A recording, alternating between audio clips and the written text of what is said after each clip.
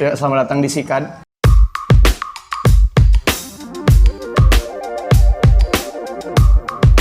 SIKAD itu kependekan dari Senior Kader. Dan harapannya obrolan ini bakal bisa didengarkan teman-teman, khususnya yang punya ketertarikan di dalam organisasi pergerakan, khususnya di lingkup Universitas Muhammadiyah Yogyakarta. Dan pada episode kali ini kita udah didatangi oleh seorang kader angkatan 2021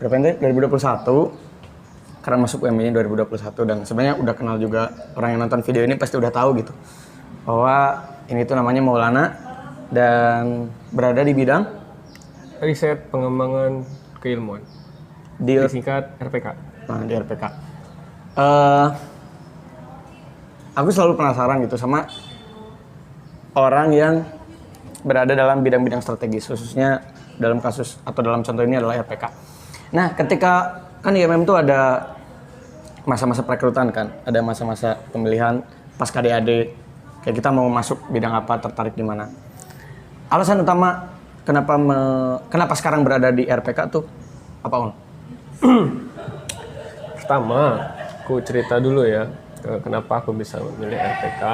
Jadi sistematisnya tuh kita kalau misalnya mau masuk IMM terlebih dahulu tuh kita harus ada DAD dulu. Darul Arkom Dasar, di mana itu adalah pelatihan utama, pelatihan dasar bagi calon-calon kader untuk menjadi kader IMM. Setelah itu, nanti ada pembagian plotting di mana kita itu memilih bidang yang akan kita istilahnya kayak kita masukin, kita kenal terlebih dahulu IMM. Nah, di sana tuh ada listnya semua bidang-bidang IMM di list di sana, dan salah satu yang kupilih itu adalah RPK. Kenapa aku pilih RPK? Karena menurutku RPK itu adalah sebuah bahan bakar untuk menjalankan sebuah mesin. Yang artinya ketika kita mengkaji sebuah keilmuan, ketika kita mengetahui apa itu tentang ilmu, kita membuat diskusi tentang keilmuan, itu tuh bisa menjadi sebuah pemantik kader-kader yang lain. Jadi ibaratnya kayak RPK itu bisa dibilang urgensinya ada di sebuah di sebuah pimpinan, khususnya di komisariat IMMFH, karena itu tuh menjadi bahan bakar keilmuan untuk para kader yang lain. Gitu. Ketika ente pilih RPK, apa nilai jual RPK sehingga ente mau masuk itu? Kan kalau orang di Medcom tuh karena latar belakang orang dulu suka gitu dalam dunia kreatif, dan kebetulan di IMM ada juga gitu bidangnya media dan komunikasi, dan nilai jualnya di sana gitu. Jadi aku punya ketertarikan di sana dan aku rasa Medcom nih punya tempat untuk itu. Nah, sekarang orang pengen tanya gitu, apa daya tawar RPK sehingga kamu mau menawarkan dirimu di bidang itu gitu.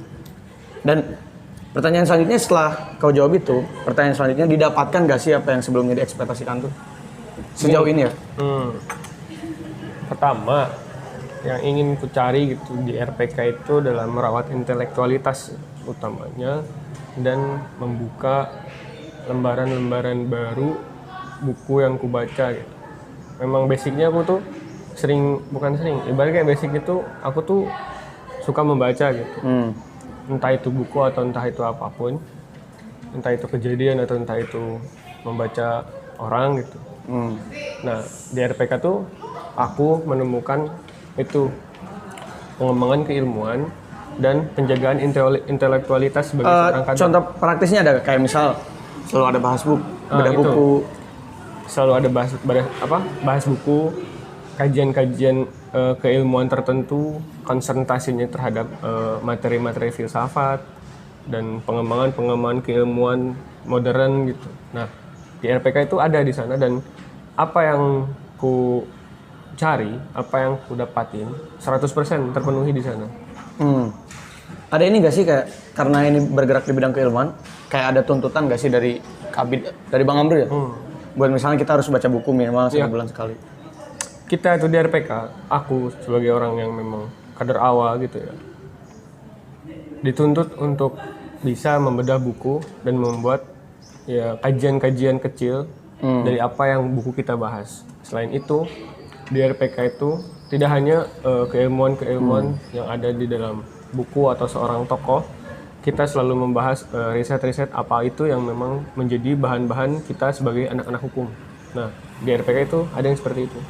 Nah, kemarin kan kalau nggak salah bedah buku juga ya. Aku tuh selalu tertarik sama cara orang dalam membedah buku. Kalau orang waktu itu ingat pas masih cakar apa ya? Udah ada apa setelah apa sebelum ada lupa. Pokoknya diminta untuk membedah buku, salah satu buku gitu, dan caraku membedah buku tuh karena kan bukunya gede tuh. Dunia Shopee itu banyak lah gitu sih halamannya, dan udah lama juga nggak baca. Jadi orang ngedengerin orang ngebahas buku itu gitu dulu. Terus baru ku tulis notes-nya kira-kira yang mau disampaikan apa. Nah, pertanyaan orang, gimana cara ente bisa membedah buku itu? Apakah benar-benar dibaca sampai habis atau ngedengerin orang yang bahas buku itu juga sehingga kau cuma bikin apa ya, replikanya dan juga disampaikan langsung ke publik, atau punya cara tersendiri itu gimana? Untuk membedah buku ya, aku kan sebagai pembedah kemarin memang memiliki tuntutan untuk membaca buku tersebut, karena kalau misalnya kita nggak membaca buku tersebut, bagaimana kita mau menguasai dan bagaimana kita ingin memberikan keilmuan kepada orang lain. Itu poin pertamanya. Yang kedua, di dalam ruang lingkup diskusi itu kita tidak menutup sebuah aspirasi atau pandangan yang lain yang akan disampaikan teman-teman di dalam forum itu. Jadi pandangan-pandangan pola pikir tentang mereka, apa yang mereka dapat atau apa yang mereka dengar dari kajian tersebut itu membuat tidak menutup satu perspektif saja. Jadi semua orang bisa beraspirasi, semua orang bisa mencurahkan isi pikirannya di dalam forum tersebut. Jadi ibaratnya di sana itu bukan terpaku pada satu pemateri saja untuk berbagi ilmu, tapi menarik. orang-orang yang memang di sana mendengarkan menjadi audiens pun, jikalau dia memiliki ilmu, itu bisa di-sharing juga. Nah, beberapa kali orang mengikuti bedah buku itu kan, intinya bedah buku itu kan membedah isi buku kan. Nah, kadang dalam diskusi itu kayak misal bukunya isunya tentang feminisme misalnya. Diskusinya tuh boleh gak sih berjalan menjadi apa ya? Gini. Misal bukunya tentang feminisme. Berarti kan yang kita bahas itu isi dari buku tersebut gitu. Kita membedah isi buku tersebut, kita berusaha menyajikan kepada publik agar publik tuh tidak perlu membutuhkan banyak waktu untuk membaca, tapi kita bahas gitu. Nah, kalau dalam diskusi bedah buku, boleh gak sih kayak ada, misal nih, lagi bahas buku, balik lagi ya, lagi bahas buku feminisme nih. Tiba-tiba ada orang yang kontra feminisme terus mengkritisi buku tersebut. Nah, respon kita sebagai pemateri itu kayak gimana? Apakah kita membatasi pertanyaan itu atau itu bisa dijadiin pemicu untuk berdiskusi dan dibolehkan gitu? Ente sendiri kalau menghadapi itu kayak gimana? Sejauh ini sih ya, tidak menutup kemungkinan terjadi hal-hal yang seperti itu dalam bedah buku. Antara kontra atau pro atau memang yang mengkritisi ada apapun, karena memang dasarnya kita itu adalah kebebasan berpikir dalam ruang diskusi tersebut. Kita memiliki pemikiran sendiri, kita memiliki pandangan sendiri. Toh itu kan kita bisa menjadi pertimbangan kepada diri kita masing-masing. Kembali kepada diri kita lagi, kalau misalnya dalam pada forum diskusi tersebut, entah itu terlepas dari kontra tadi feminisme ataupun tidak, karena di sana forum kebebasan untuk berpikir, maka sah-sah saja gitu kita berpikir pandangan seperti apa terhadap feminisme. Contohnya seperti itu. Jadi dibolehkan tuh, maksudnya ruang diskusinya tidak terbatas kepada isi buku kan? Iya. Jadi orang boleh mengemukakan apa yang dia pikirkan tentang hal itu. Terus ini, aduh mau tanya apa ya tadi tuh? Kan tren sekarang tuh ada pemberedelan buku tuh. Bukan tren sih, emang sering ada gitu. Kayak misalnya sekarang kan bulan September, kayak buku-buku tentang isu komunisme tuh dilarang, diberedel atau oke lah jangan komunisme ya, yang agak-agak Beredel. Enggak gini. Ente setuju gak ada buku yang gak boleh dibaca? Nah itu aja dulu. Aku sih tidak. Kenapa tuh? Bagus. Karena semua buku itu adalah, kalau misalnya terbatasi gitu ya, buku itu tidak boleh dibaca, kita pun membatasi kebebasan kita untuk berpikir. Bagus tuh. Karena kalau misalnya gitu ya, aku membaca di dalam sebuah kutipan dalam buku. Isinya itu ada isinya buku itu bagaimana kita mengendalikan sebuah pikiran. Ketika pikiran kita bisa kita kendalikan, otomatis pikiran itu akan merubah sebuah keadaan, akan menjadikan keadaan tertentu di dalam pemikiran tersebut. Jadi kalau misalnya kita tidak mengetahui apa-apa buku yang dilarang tersebut, misalnya dibatasi atau tidak diberikan akses untuk membaca buku tersebut, bagaimana kita mau berpikir? Bagaimana kita mau mempertimbangkan hal itu? Bagaimana kita mau mendalami hal itu? Bagaimana kita juga mau menyikapi hal tersebut? Kalau misalnya masih ada batas. Jadi ya, seperti itu. Orang kan waktu kemarin ikut MMPM tuh, kreatif minoritinya dari cabang AR Farudin. Ada satu pemateri, Bang Farhan atau nggak salah lupa dia dari DPD IMM, lupa juga. Dia bilang gini, bahkan kalau iblis bikin buku, kita harus baca. Nah terus ada peserta tuh si Budi, dia dari Sukoharjo. Dia nggak setuju gitu sama pendapat itu. Maksudnya, ya kalau kita tahu itu buku iblis, ya buat apa kita baca katanya. Kenapa kita gak hindari itu? Terus pematerinya jawab, justru karena itu buku iblis, kita harus baca. Jadi inklusivitas keilmuan tuh diuji di sana gitu. Kita nggak terbatas.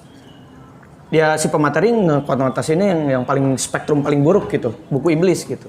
Jadi apapun bukunya, ya harus dibaca. Kayak siapa ya?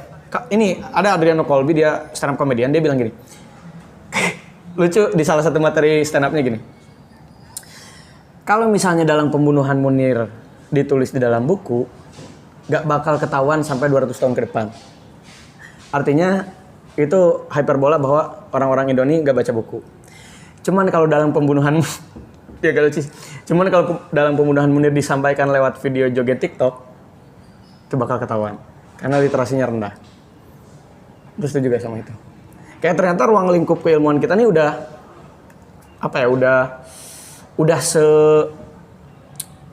seterganggu itu oleh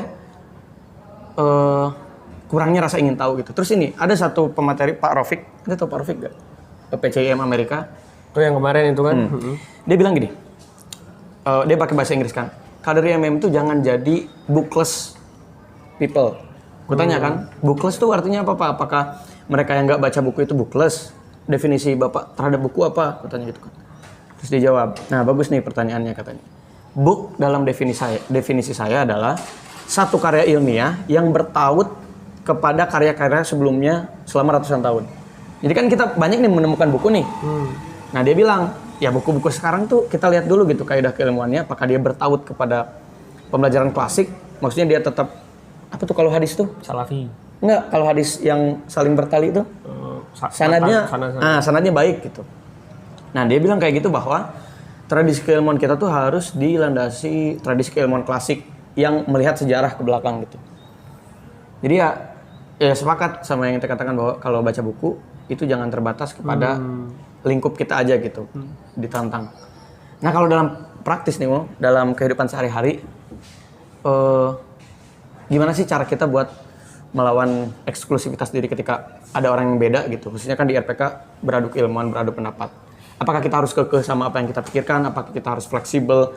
Apakah dalam ranah diskusi itu benar-benar bebas? Apakah dalam ranah praktis kita harus 100% ideal? Gimana tuh ketika mendapatkan kebingungan itu? Aku sih ya, ini FYI gitu ya, for information.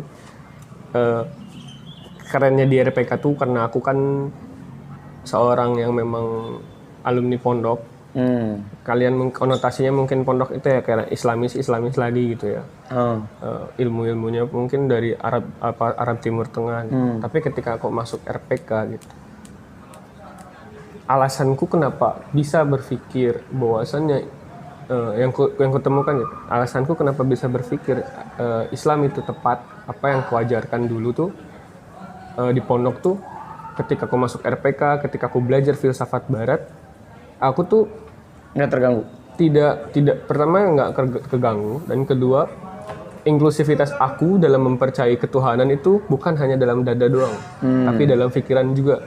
Karena ketika aku membaca filsafat Barat, mereka selalu mengambil sebuah nilai-nilai yang telah Islam ajarkan pula. Nah, itu nih poin plusku yang ku Di dapati. Ya, yang ku dapati kenapa aku bisa dapat nilai 100 untuk RPK gitu. 100% gitu. Apa yang ingin ku cari ada di RPK. Nah, karena itu.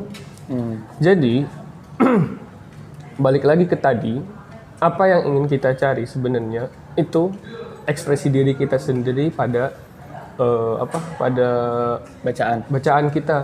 Entah kita mau menjadi orang yang radikalis, entah kita mau menjadi orang yang konservatif atau misalnya modernis, ya itu apa yang kita inginkan senyaman kita mungkin selagi kita memang suka untuk mengkaji hal tersebut.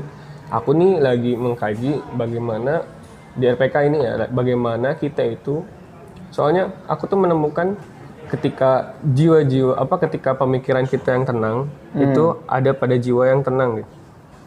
Akal yang sehat itu ada pada jiwa yang tenang. Aku mencari bagaimana pemikiran-pemikiran yang tenang itu seperti apa, bagaimana pemikiran-pemikiran itu yang memang bisa mempengaruhi keadaan lingkungan itu seperti apa, dan itu ku baca, dan ketika RPK membuat diskusi itu selalu kutanyakan, selalu ku membuat. Ibaratnya RPK itu diskusi itu bukan hanya sekedar mentok diskusi, tapi setelah diskusi itu malah memberikan pertanyaan PR selanjutnya untuk dipertanyakan, dan itu tuh konsumsi untuk dijawab. Nah di RPK tuh seperti itu kalau misalnya ada diskusi itu. Jadi ya aku tuh misalnya aku sama senior RPK, bang aku udah selesai baca buku ini bukunya menjelaskan tentang ini dalam kutipan ini tuh ada ini. Di sana tuh kayak kita tuh diadu pola pikir kita gini gimana, dan selesai diskusi di sana, bukan stop tapi malah banyak pertanyaan gitu ya? Iya gitu, kayak oh gini ya. Jadi ketika kau menemukan gitu akal yang sehat itu ada pada jiwa yang tenang. Pertanyaannya jiwa yang tenang itu seperti apa? Nah di sana malah ingin mencari lagi seperti itu. Nah itu ya mungkin, dan hadirnya RPK dalam BMM itu salah satu bentuk praktis dari anggun dalam moral, unggul dalam intelektual. Sehingga untuk menjaga itu diperlukan adanya bidang-bidang strategis, salah satunya RPK. Itu aja. Terima kasih Mul udah mau ditanya-tanya, dan kalau ada yang mau tanya khususnya tentang RPK ke Mul boleh juga bisa dihubungi di sosmednya, nantilah dicantum nih. Itu aja, terima kasih, sampai jumpa di Sikat selanjutnya.